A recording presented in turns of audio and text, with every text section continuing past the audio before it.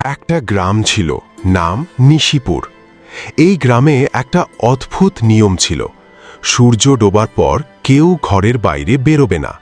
কারণ কারণ রাত নামলেই গ্রামের চারপাশে থাকা কালো জঙ্গল থেকে ভেসে আসত খসখস, ফিস ফিস, কারো নাম ধরে ডাকা।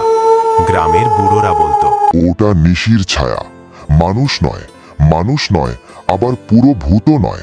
নিশিপুরে থাকত 3 বন্ধু। অয়ন সাহসী, ভয় পায় না। তৃষা বুদ্ধিমান, সব খেয়াল করে। বোবাই ভীতু কিন্তু মজার। এক রাতে অয়ন বলল, ভূত ফুত সব গল্প আর জঙ্গলে জাগই। বুবাই কাঁপতে কাঁপতে বউ, আমার ছায়া আজকাল ঠিক মতো নড়ে না। তৃষা থেমে গেল।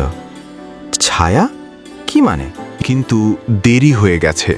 সূর্য তখন ডুবে গেছে। জঙ্গলের ভেতরে ঢুকতেই চারপাশ হঠাৎ নিঃশব্দ হয়ে গেল।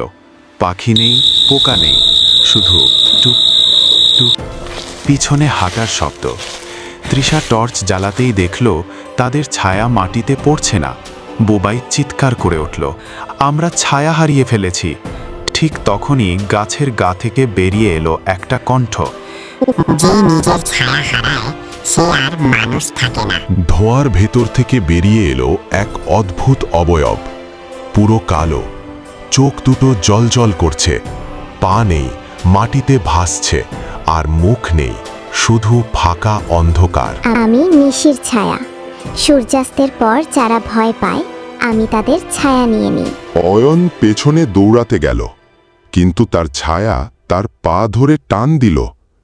নিশির ছায়া হাসল, কিন্তু সেই হাসিতে কোনো শব্দ নেই।